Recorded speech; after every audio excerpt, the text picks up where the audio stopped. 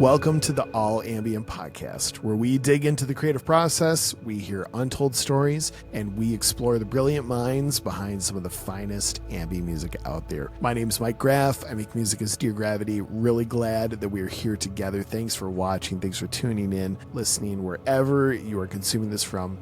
Really glad that you're here, seriously. So today is the first of a two-part series that we did with Kirk, Ben, Marshall, and myself. If you look back a ways, you can take a look at when the four of us wound up putting together a collaborative EP, and we documented the whole thing through different podcast episodes. When we listened through the songs for the first time, we basically just touched them one at a time. I worked on a song for an hour, passed it on to the next guy, received a different song on day two, worked on it for an hour, passed it on to the next guy. It was awesome and turned out some really great music. So much so that we did it again and cannot wait to dig into this with you. We did wind up breaking this into two parts so that we could really dig in on each piece, and it went really well. But what's even more fun is that the two songs that we cover in today's episode are out today on streaming platforms as well. So you can go listen to them out in the real world. Go find Sova, which is our little ambient supergroup's not the right word, but the ambient collective moniker that we put together for Ben, Kirk, Marshall, and myself for these roundtable collab EP challenges we've been doing. And it's great. The music turned out wonderful. I really can't wait for you to hear them. So you can go listen to them in the streaming world, but why don't you tune in to this episode and you can watch us break down the first two songs of our newest sova release on the All Ambient Podcast. So let's dig right into it. Before we get there, make sure you come join All Ambient on Discord if you haven't yet. The link is in the show notes. Great conversations going on there. A lot of different artists, a lot of different musicians, producers, composers connecting, talking about all sorts of things, not the least of which is the podcast conversation on Discord, where we talk about each episode. You can ask additional questions, you can provide feedback, and you can even ask questions for future episodes if you would like. It's a great place to hang and connect with other like-minded folk. Come and join All Ambient on Discord.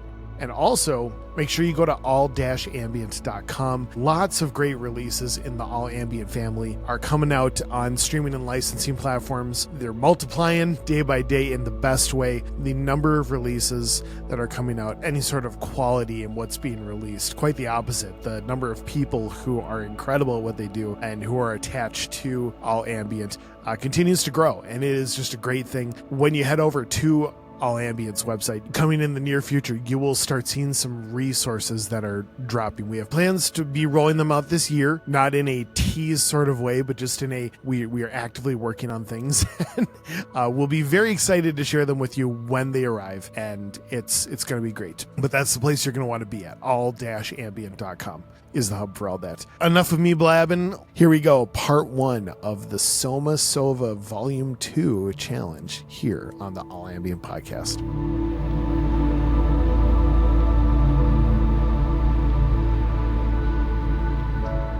Okay. My mom doesn't know I make music. For real though, this is for real. Every time because my mom always asks about, like, what have you released any new music? And I mean, at the rate that we do stuff, I usually have. And every time without fail, she's like, and how would I listen to that? Like, I have to re-explain the concept of a digital streaming platform every time that my mom hears. It's like, you're making music. Now, how would I go about hearing that? It's like, can I just ask Alexa to play Mike's music? Yeah. Play my son Mike's music, please, Alexa. Man, this is awful, because we've talked about trying to game the streaming platforms for just for royalties for stuff that makes no sense. But what if you put out a whole bunch of like nonsense music, but you put it under what you are assuming random people would say into Alexa or Siri, or like call your band like my brother, or I don't know, or what's the weather? Yes, seriously. Hey, play the weather. Yeah, man, I don't know. It's kind of devious. I spend enough. I'm trying to figure out how to put more time towards music as it is. I think that'd be a side quest that would be quite distracting, but could be really funny too. You've got it.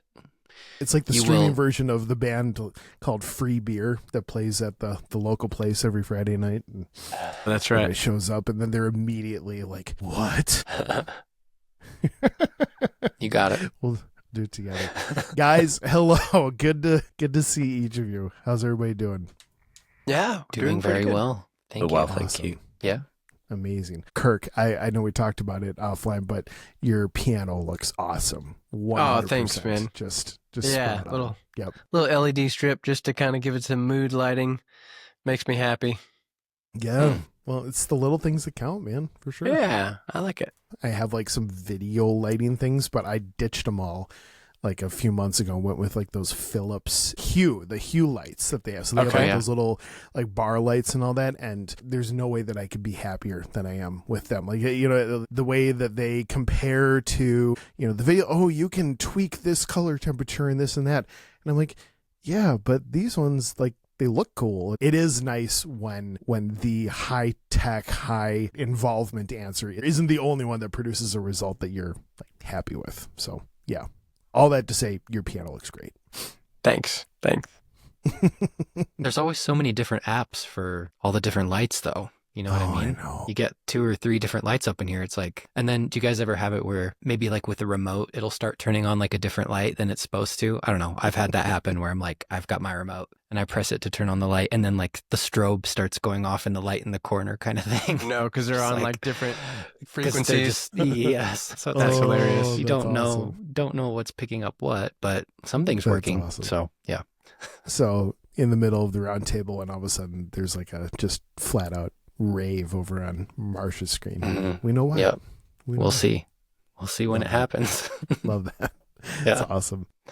Well, speaking of rave, that was an awful transition. We're just gonna go with it.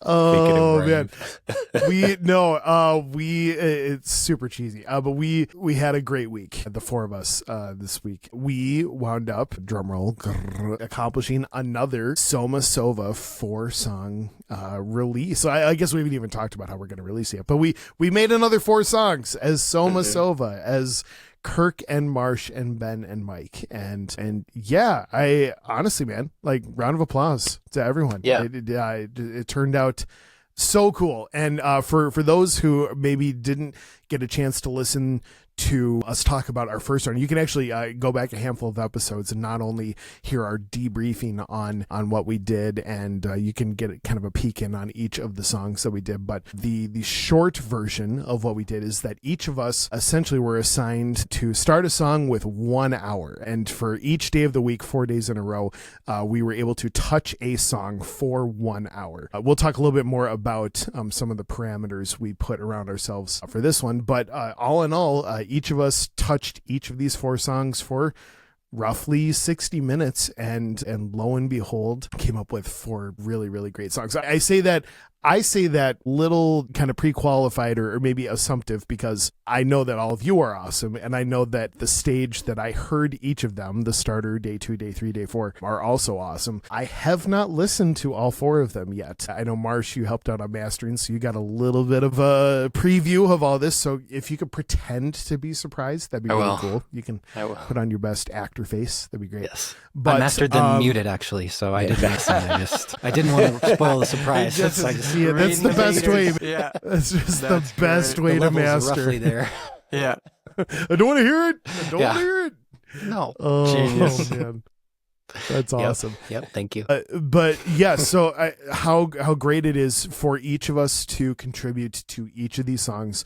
And we'll kind of open up the conversation as we go through this. But there is something pretty unique about, like, once I've touched a song, I'm done with it. Like, it is on to the next guy. It is on to, I no longer have dominion over that song anymore. And there is something, I wouldn't say scary about that. I would say definitely with the trust that we have between us, the possibilities are just like, oh man, I cannot wait to see where this is going to go. And I was just inspired every step along the way. So again, congrats to all you guys. This is super fun. But we thought we'd try something a little different this time for our Soma Sova round 2, is to actually do listen throughs on the podcast, on the roundtable. So if we're kind of going in order of the way that we just numbered these, Marsh, you began song 1 for us. So I guess maybe the way we should do this is for each person to kind of talk about the song starter, and we'll do that while we're listening through, which is cool. And then we will also play back the finished song and kind of talk a little bit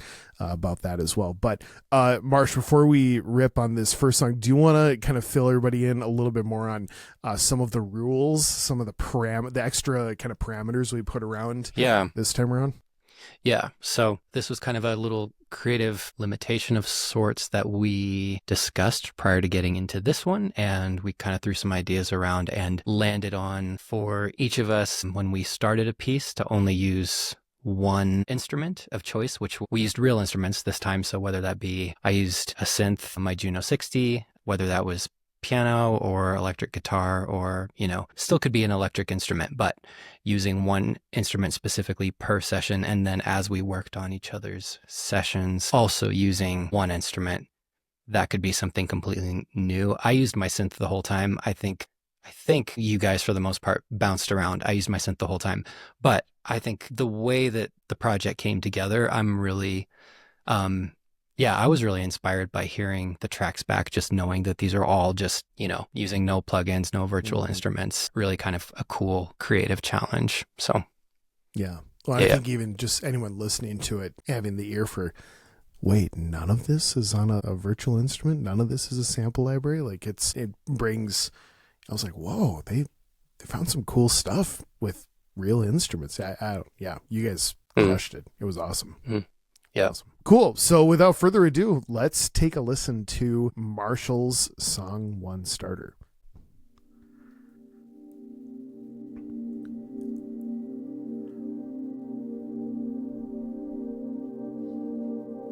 Oh, is that the mood? Is that your journal through the mood? So this is just a pad on, I started with just a pad on the Juno 60. I might have used the chorus pad on this one, which I don't use often.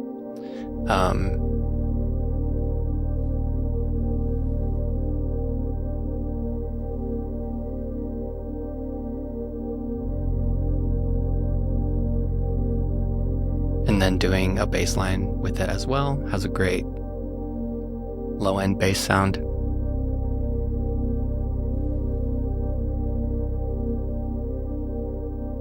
Are you riding that by hand, or is that like an envelope that you programmed? I'm playing it, baby. All performance. I usually have to do it that way. I have a hard time making things flow well if it's MIDI based, Yeah, I agree. Yeah. Did you do it to a BPM, or was this just free? Good question. I think I did. I think there was a BPM, even though I kind of like when there is a BPM, but you don't really know. I like this guy, this little swirling guy. Yeah. Then pretty much what I did with these was just a combination of the mood and the microcosm, just a couple loops. I think I have one an octave up and one, two of them are the same loop, an octave up and down.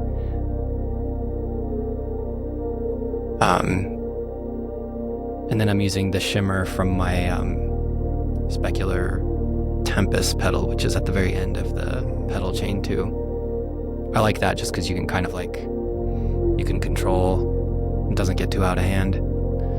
Sometimes the plugin gets a little crazy shimmer.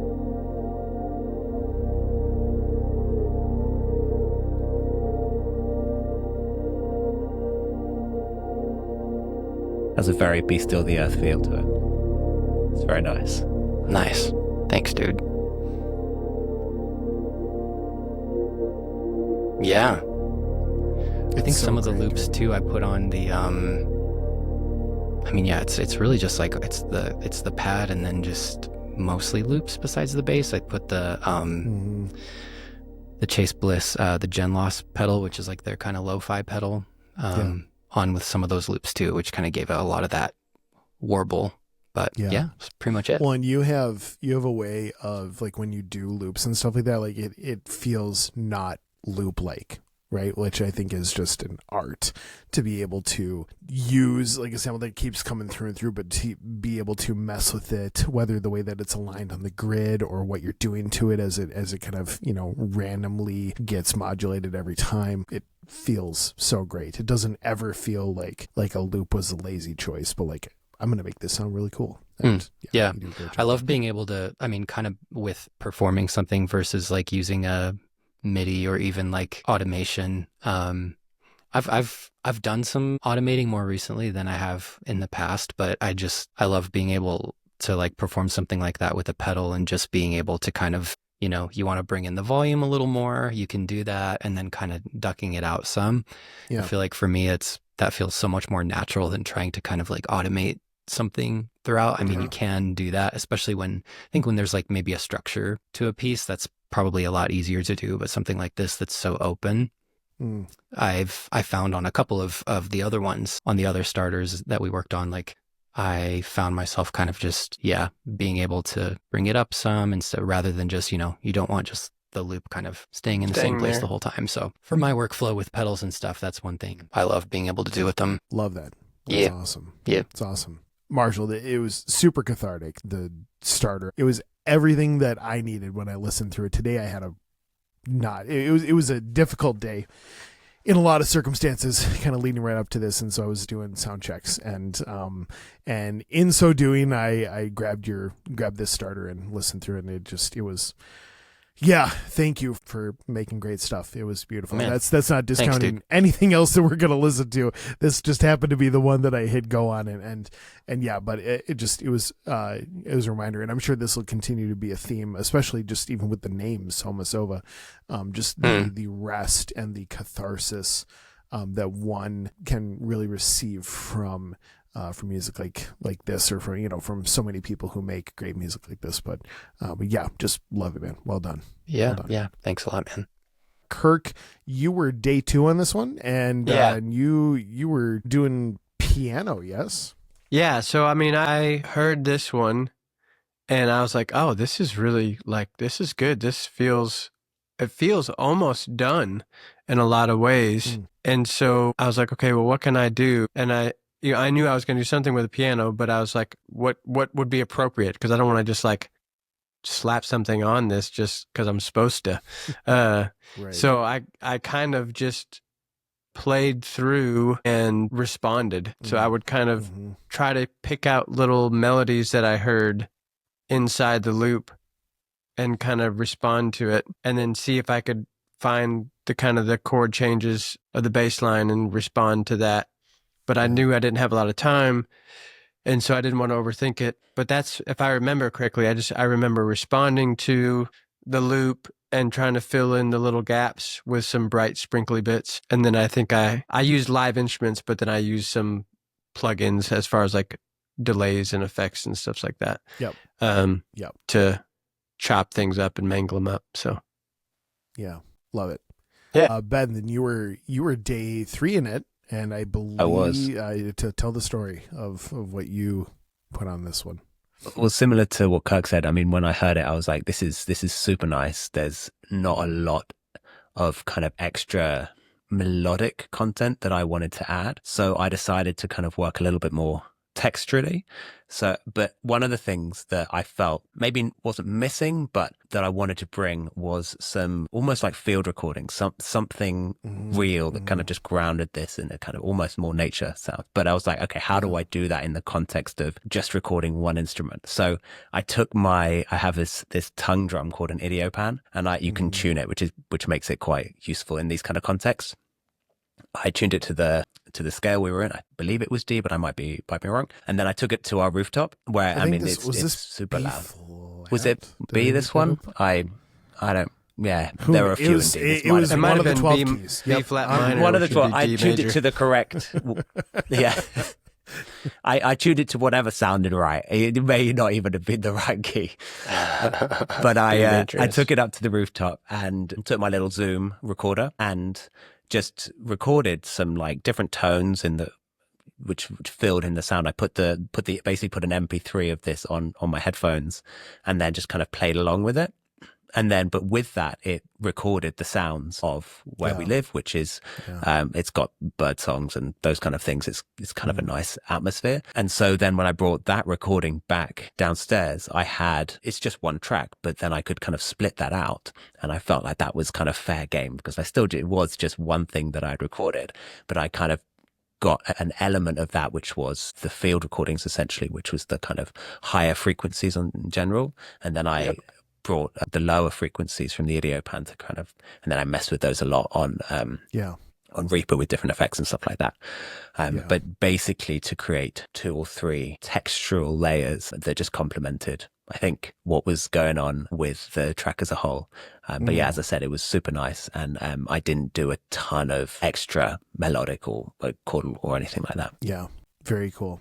And then day 4 was me, and Kirk made such great stuff, and Ben added such great stuff, and then I just messed with all of it and just tore it to shreds. A low pass filter over the whole thing. Yeah. To be honest, okay, so I think the way that I don't know if I gave myself this kind of language while I was doing it, but from listening through like Marshall's original stems and then what you guys added to it, I almost felt like I wanted to kind of create like a loop sort of feel out of what Kirk brought on piano and out of what Ben brought on Idiopan and all that, and still definitely some of the field, the Foley sort of vibes and some of the different white noise pieces were there, but yeah, it was more of like, it's so cool that it was all analog, all like real like tangible instruments, but I almost wanted to kind of make the things that were added just, how can this sort of sound like it was fed through the mood and the microcosm and like kind of that sort of thing without actually doing it, and are there ways that it can kind of complement but still honor the original, what happened on that. And so I think there were some of the stems where I like duplicated it, and there were times where like I would have like a version of it that you guys did and then a version of it with like a whole bunch of stuff that I messed with, and I would just like randomly like kind of mute them on, and not random, but like would some moments like gave it a little bit of a sprinkle of this, of that, and then threw it back through the the insane chain, and then would flip it back and forth a little bit. And I think it turned out pretty cool. And I'm making it sound maybe more chaotic than it actually turned out. I think it was really nice. And then yeah, I was the guitar guy for this project. I typically am a guitar guy and I love guitar, but I wound up picking up a different guitar for each of the 4 songs, which is great. Just got a new custom build from my buddy. I've 4 of his now. They're just the coolest guitars on the planet, but it's kind of a Strat build, and it's so cool. I use the bridge pickup that has just a little, it's a different set of single coil pickups than the typical Strat. It's got a little bit more meat to it, just kind of gave the thing that I wanted it to give. So I did some sprinkles of that, but again, kind of the same sort of idea. Like if I'm not careful, anything I do on guitar can kind of start sounding like Mike on guitar or Dear Gravity on guitar. So to be conscious of how does this play well, not just in I want it to sound different, but also like with this singular song, like what does this song need tonally from my guitar approach? So yeah, took that information and we went to the finish line. So that is that. And I was reminded, we talked about this the first time we did this, but I was reminded how like there's a little bit of pressure to like start a song. And then there's like a decent amount of like, oh man, landing the plane on this one. And days 2 and 3 are just like, whatever, just chucking paint at the canvas. And I mean, I loved every step of the way, but there was at one point, again, just a little bit of those nerves. I'm like, I hope the guys like what I did, but really, I think it turned out really cool. And yeah, so without further ado, here is day 4. So all of us worked on this. This is the final version of song 1, Marshall's Starter.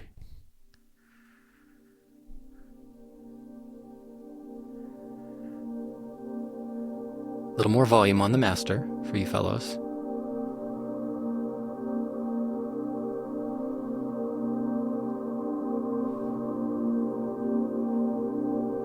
That Idiopan's back there already.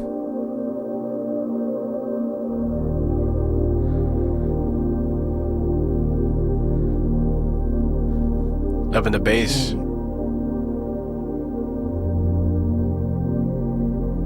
It's just guitar though. It's the sweet Juno bass, but I was surprised at how some of the guitar. Well, that's nice. That played really there nice we go. with it, Yeah. Oh, yeah.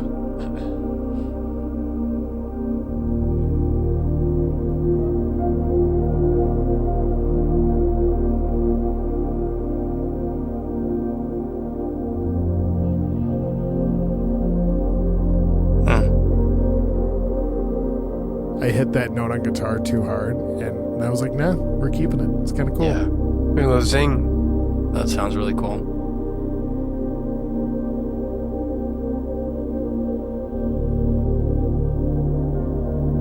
So I think one or two of the loops maybe don't come in until a bit later. Is that right? Yep. It's Okay. starting to kind of bend more and more of the Foley and the Yeah. different sounds.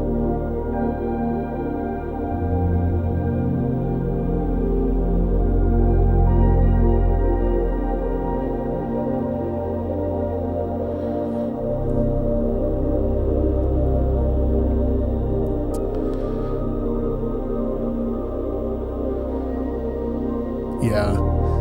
It's worth noting, Ben, I know that the idiopan doesn't jump out as much, but I kept muting the idiopan stems, and I was like, oh, they add so much without realizing how much they add sometimes. Yeah. That You I was see- The kind of panning thing when you just kind of basically put this wet reverb on the idiopan. For some reason, it just sounds like super nice, and you can pick out certain frequencies, and it just kind of adds that spacious texture.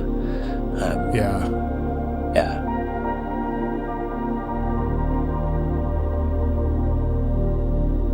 Kirk, your piano lines are gorgeous, man. Yeah, it was cool. Thanks. I love That's that. super nice. That's really nice. That's really nice. Nice. I love the bubbly know synth. what's It's interesting? so beautiful. I don't think this wasn't intentional on my end, but it's funny how it almost felt like there was sort of like a low pass filter over everything, even though there wasn't, and that it just kind of like opened up as the song went. But I think we all just kind of instinctively followed that map a little bit that Marsh laid out for us, and it just it wound up falling into a really cool spot. Really nice. Yep. Man, Love it. guys, we made a song. Good Yay. work.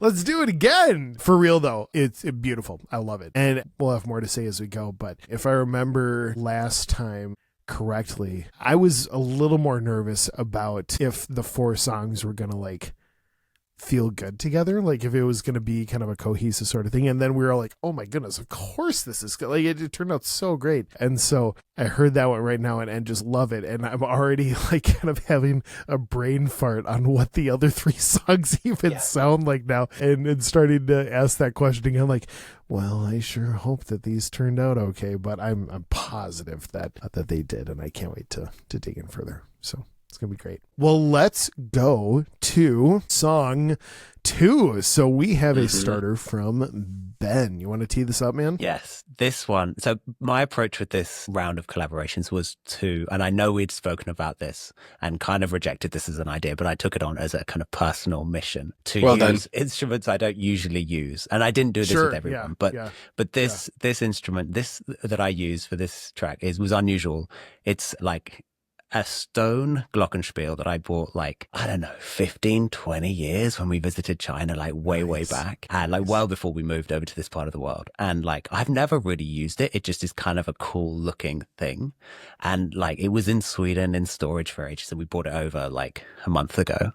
And I was like, okay, I need to use this in something. And so this opportunity arose and I was like, I'm going to do it. So I kind of got it sounding all right. Yeah, I kind of approached this with a very experimental perspective, as in I just really didn't know what I was going to create when I started.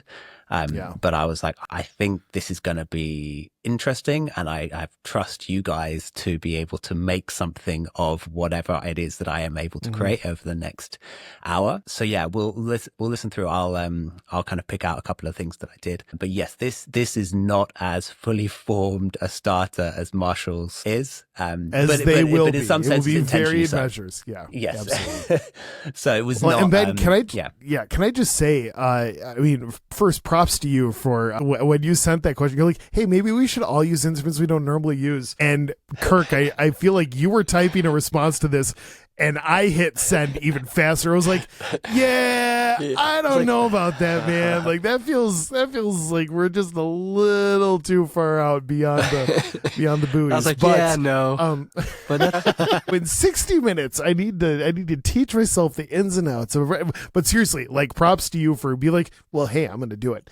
Do it. But what I wanted to say was beyond that, with the way that the idiopan wound up on song one and with this one, the Stone Glock. But I was just thinking more about the idiopan. Like, I love how, we started messing with it and it turned into this just beautiful, kind of pad. Like there were some really nice mid frequencies that were kind of floating there and really, really supporting everything else. And I just love how, like, no matter how hard you try, this is not a critique on any virtual instrument, any sample library, but there are enough organic, little instances within that performance of, for you doing these things that, we can still create something really, really beautiful out of it, but it is so singular and so unique that it just lends me right back to our conversation about, just music being generated or how to sound different or this and that. And man, like what you do just sounds different in the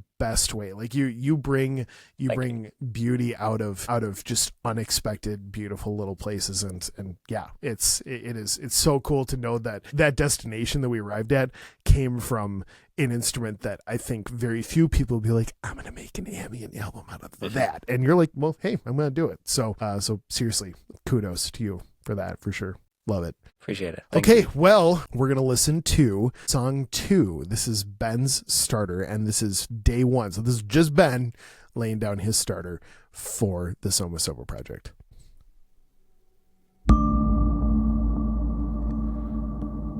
Ooh. So, yes, there's a bunch of stuff going on here.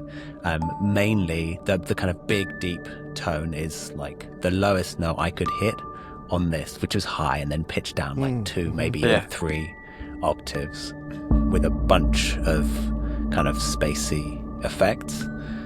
And then the main melody is actually 2 tracks. One is the live, I guess, version of what I played. And then there's a version that I ran through this like junky little cassette thing that I have, and which creates like a weird kind of warbly effect if you kind of I liked that. filter out all the mess that it brings with it. And then there's like is it the Foldy Makes thing? Is it the Foldy Makes? It's not. I would like to get that. I'm on their mailing list. This is something I picked up very cheaply here in Hong Kong in like a market. So it's which is even cooler, I'm sure. Yeah. It's something it's very junky. Yeah. I interrupted you, sorry.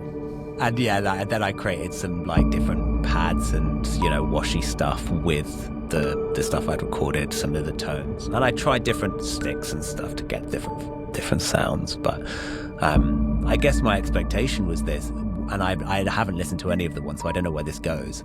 Was that the kind of rawness of this will kind of be reduced, and some of those kind of twinkles and stuff will kind of remain in there, but in a much more subtle and potentially kind of more loopy kind of way. So I'm really intrigued to see how it all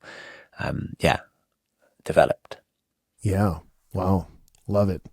Ben, it's given me a little bit of First Inhale vibes. Me and Ben have this track called First Inhale, which was, I believe, the first time we collaborated on an EP together. And you used the tongue drum on that one, right? But not this Glock thing. But yeah, that was kind of a really, just kind of took me back to kind of that track was a similar, like, I think we had a similar, like, not for the whole EP, but that track specifically, we did a video with. So it was kind of like, let's just each try using one instrument. So yeah, Ben did the tongue drum. I did a little synthy kind of little thingy on that. So yeah, I kind of liked how it had that similar feel to it. That's awesome. Yeah. Marshall, did you finish this one, or were you day 2? I think I was day 2 on this one, actually. Yeah. Yeah, because I recall just listening through the first time and kind of being like, there's a lot of ways it could go, but how do you kind of keep the nice organic feel that it has without doing too much? So yeah, you brought some really cool stuff to it. Yeah. I feel like for the most part, I kind of just wanted to fill out some more atmosphere. And then I actually think something that turned out cool. I wasn't sure how it was going to work, but I kind of wanted to give it like just some texture of sorts. And so I ended up just using the noise on the Juno 60 just itself, and kind of like opened the filter in and out a bit as we were going. So it gave almost kind of like a waves crashing sort of vibe. Yep. So that was kind of fun to mess with a little bit. Yeah.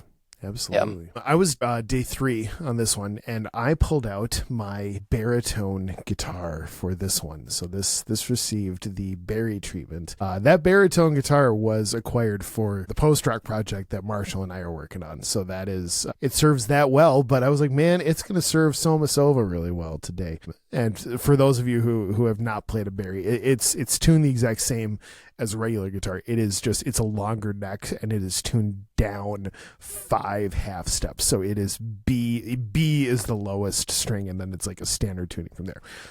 So that kind of lets you get some lower frequencies going without having to properly introduce a bass guitar, which was kind of fun. And in the world of ambient, we can kind of just pick whatever instruments we want to cover whatever frequencies we want. So I did some stuff there. I honestly, right now, I do not remember what I added to. It's been a week, you guys. If I remember correctly, I think this one stayed fairly, Marshall, correct me if I'm right. I think we stayed pretty much on the root on this one. I don't. Yeah.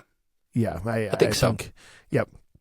But there were some cool things that were happening with a couple different layers that I was doing it, and just trying to affect. It's a good practice for me as just a creator, as a musician, as from Dear Gravity and beyond, but to not just have the absolute default way that I go to this guitar signal path and how it kind of comes out the back end. There's some things that, like, you can kind of hear some things that I do really like and showed themselves, but it is very different. Not just because it's tuned way down, but yeah, I just want to support what Ben had put up in such a cool way, just to kind of come around it and do that. So yeah. And then Kirk, you had the pleasure of tying the bow on this one, huh? Yeah. I mean, again, like, I felt like it was pretty much done when I got it, and so I was mostly just trying to get all the frequencies to be nice to each other, make sure there wasn't any kind of build up here and there. And so that was more approaching it from just a mixing standpoint. And then I think towards the end, I was like, I think I hear this little melody theme emerging, if it's the one I'm thinking of. And I think I just took a piano and just kind of tried to subtly bring the melody in and then fade the melody out, kind of the way one of the loops did, but make it feel not like a new element, but almost like you were pulling the filter off of the element that was already there, but with another instrument. So I think that's the one. But the only thing that made me laugh thinking about this track was, like, when I first saw Stone Glock, I was like, is this like a gun track or something like that? I was like, I don't know why I immediately went to like Glock. I'm like, all right, yeah. But Stone Glock. Like, that sounds Stone Killer with the Glock. Yeah, that's right. That's the title of this EP, right? Stone Glock. Ambient trap. Well, let's take a listen, shall we? This is the finalized version of Song 2, Ben's Starter.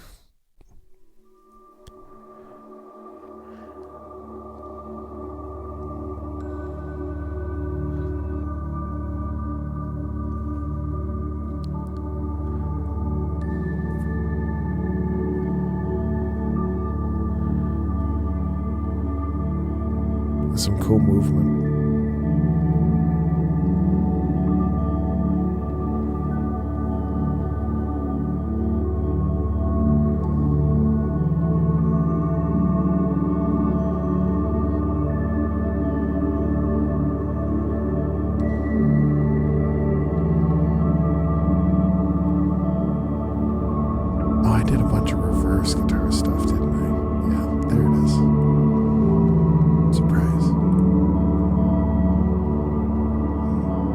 Whoa. You guys brought so much cool stuff to this. This is awesome. That piano's nice.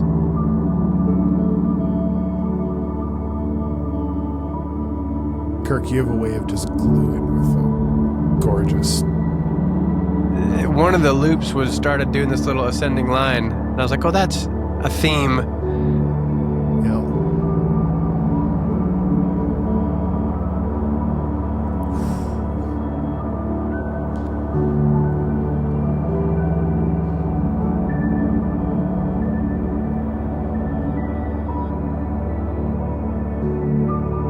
I like the little reverse bits too.